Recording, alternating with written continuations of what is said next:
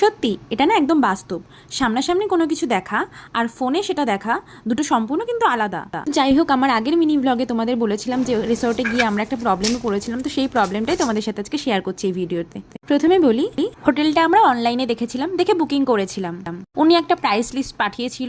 আমরা যে রুমটা বুক করেছিলাম সেটা ছিল super deluxe double bedroom, AC room ছিল। আর ফোনে যে ছবিটা ছিল সেটা সম্পূর্ণ আলাদা, মানে খুব সুন্দর দেখতে লাগছিল, অনেকটা বড় লাগছিল দেখতে। আর ব্যালকনিতে ছিল পুল ভিউ বা গার্ডেন ভিউ এরকম টাইপের। তো ব্যালকনির ভিউটা ঠিকই ছিল, কিন্তু রুমটা যথেষ্ট ছোট লাগছিল ফোনে যেটা দেখেছিলাম সেটার তুলনায়। তো বাচ্চা নিয়ে ওটাতে থাকা খুবই প্রবলেম হতো। তো আমরা বলেছিলাম যে রিফান্ড করতে, নয়তো অন্য কোনো রুম দিতে। তো উনি প্রথমে রাজি হচ্ছিলেন না, তো তাই জন্য একটু রাগারাগি হয়ে গেছিল।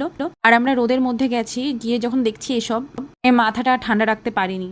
যাই হোক, শেষ পর্যন্ত প্রবলেম সলভ হলো আর উনি ম্যানেজারকে ফোন করলেন। শেষে আমাদের এই রুমটা দেওয়া হয়েছিল। এটা ছিল ট্রিপল বেডের সুপার ডিউলাক্স এসি রুম। তবে হ্যাঁ, এই রিসোর্টে অল ফেসিলিটিস খুব ভালো ছিল। স্টাফদের বিহেভিয়ার